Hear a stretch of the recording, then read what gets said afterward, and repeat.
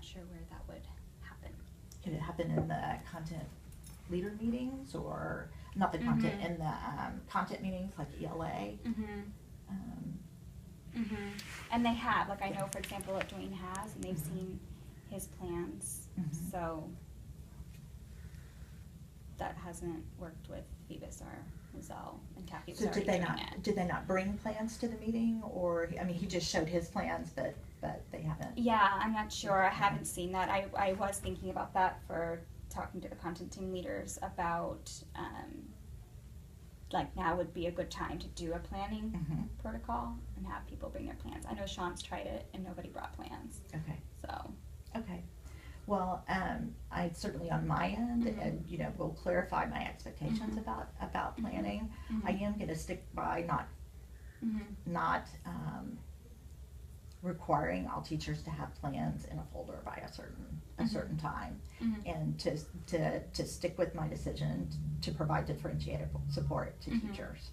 So it's kind of the value I have with the staff that I want modeled in the classroom. You know, even though I know that there are some staff-wide expectations, but you know, and if it means 75% of our teachers we're moving toward requiring planning because we're seeing lesson execution, that's fine. That's fine too. But you know, clarifying on my part that what my expectations are about, you know, that everybody is planning, it's important, and then working on pieces of planning that are popping up as campus-wide issues, like the rigor of checks for understanding. So I did, you know, the only feedback over the 3 days that we had around planning was around small group and how are you deciding who you pull and what's happening in those small groups, and around rigor of checks for understanding. But there was no perception that there's not planning happening. Or that that's not my perception either, Yeah. but I think even checks for understanding, that goes back, I think there's, I don't know, from what I've seen, that it goes back to just not backwards planning to, like what you even said, a rigorous exit ticket, so that's even first, like the vision. And when you're planning that way of just making an agenda, that's what happens, you're forward planning and you're not really, so, I would think it would be hard to push checks for understanding to be stronger if you don't have that strong, rigorous vision for the outcome in the first place. So, Yeah, and so I think, you know, since we know that's popping up as a trend, is like, what is the ultimate learning outcome for kids?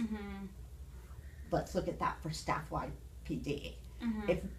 If we're looking at just compliance for lesson plans, or there's pieces of the lesson execution that we know really need some work, then let's address that teacher by teacher, because I don't think that's the case school-wide. I think you know, there are some, like, you know, Charlize, I know, you know, I watch her lesson execution, there's a pacing, there's a setup, she's got plans, she's continuing to perfect and work on those plans.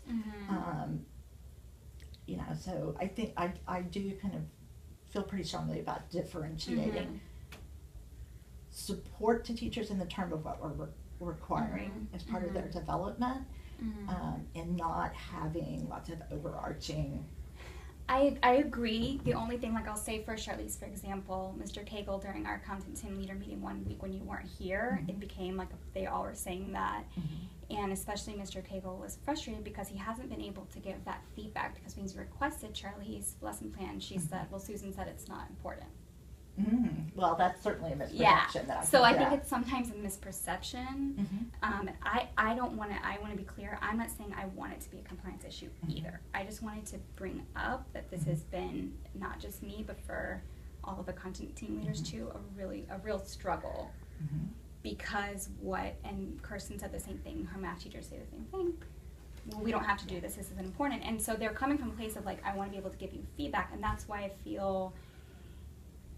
It's just a missed opportunity that if she's already doing it and they're great, if she just, I want her to respond to Cagle like, yeah, sure, I'll send them to you. I'm not saying it has to be in a folder either, but if I just. But isn't that what happened though? Like I set the expectation of if we see execution, And then there was a follow-up with requiring it to be in a folder. So your frustration now is that it's not going in a folder.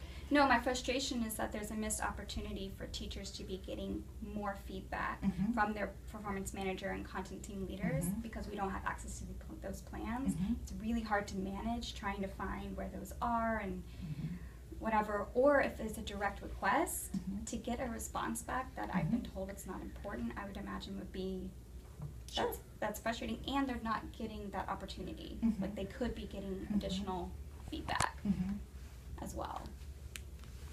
So that's my question is, if they're already doing it and it's already strong, why not just make sure that those are readily viewable or available to everyone who's supporting you?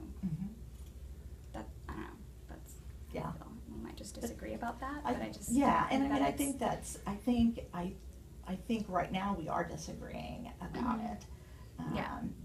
You know, because planning itself is a huge big rock to work on, and it may be the big rock that we pick for our campus for next year.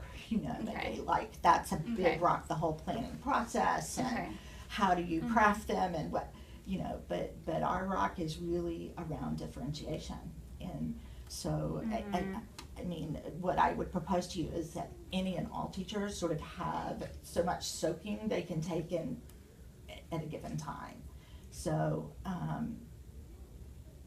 you know, how we push and what we're pushing, I think is important to think about. That if the push is coming on lots of different fronts, I think it's going to be hard to show progress in this particular area. So, like the things around planning that I am interested in and that you know we're getting lots of feedback on are around checks for understanding, because those will drive who we're deciding to intervene with. The rigor of those will decide who we're deciding has it and doesn't. And then also the planning for small group. So in your mind, and how to push that, what would that look like if you're not seeing that? If not, like, what would that look like to see that people are doing that and that they are growing in that and in planning for those? How would you know that? So the great thing about the checks for understanding, they're literally things you can see right there during the lesson. So recording, okay, so how did they phrase that question? What did they ask? What does he ask for, either for the exit ticket or the do now? And then sitting down and looking at the standard and thinking about, is this the most rigorous way to check for understanding on a particular So it would just objective. be through the performance manager cycles. Yeah, and then a staff-wide PD to have some practice on, you know, that's something we can plan out. Okay, here is a standard on potential energy, and here's how the standard is worded, and let's look at 3 options for assessing understanding and helping teachers to see what the most rigorous option is for checking for understanding. And then so starting staff-wide to kind of have a common framework for developing more rigorous questioning and checks for understanding. And seeing that is related directly back to differentiation, because we're basing all our decisions about who has it and who doesn't based on how kids are performing. So like if you go into Kegel, Richard's classroom, Dwayne, you know, they're doing lots of cool things with Kahoot and asking lots of questions and gathering data, and then using that data to kind of decide, you know, which kids still need support with the standard and which don't. So it's important that we make sure that that part of it is at the rigor that they're ultimately going to be assessed on, because we're basing lots of decisions about, do we pull them over for small group, do we let them work independently, etc. Okay. I am a little bit concerned about being ready for that PD by the 7th. Okay. Especially if it's going to be, like, I could do differentiation, what is it, but I think, I sent you an email about it just now, but about if we're going to communicate how we define differentiation, I'm not sure yet. I think we need to, I don't know, if we have time to kind of work on that and then I agree. Decide what goes into that. So we are going to meet on Monday. Okay. As a leadership team, and that's like one of the main things. Kind of. Okay. So as a leadership team, we sort of get on on the same page about what we're seeing. We'll look at some different definitions of differentiation that I pulled Okay. and kind of talk through and kind of decide, okay, so in Intrepid, what are the couple of key things that are, Okay. Yeah. so that we have that going in with the staff. Yeah. It's not just something that Okay. you- I mean, and then also just for like rigorous assessment, like daily assessments in classrooms, like across if we want to do it across content areas, like that would take some. I think we me can actually figuring that start out. with just, rather than diving Both. deep within, yeah, like just some general, just so that we can have some, and I can help with those as well, just so Yeah. we can have, but now that I'm looking at the 7th, because I'm in Atlanta, we probably need to pick that up, put those both on another day, because I'm out for my Okay. intercession. So as we're talking, Okay. I think we probably do need to, at least the differentiation part, I think we could probably go ahead and start on the checks for understanding, and I could help plan that out. On for the 7th. Mm-hmm. So differentiation and checks for understanding. Not the differentiation, just the checks for understanding. Does that sound like something we could do? Yeah, I'm not sure if we don't address assessment, what that's going to look like. Okay. Because I think the idea of what you're talking about behind checks for understanding is rigor, Right. right? Which goes back to how they would have planned to assess it. Mm-hmm.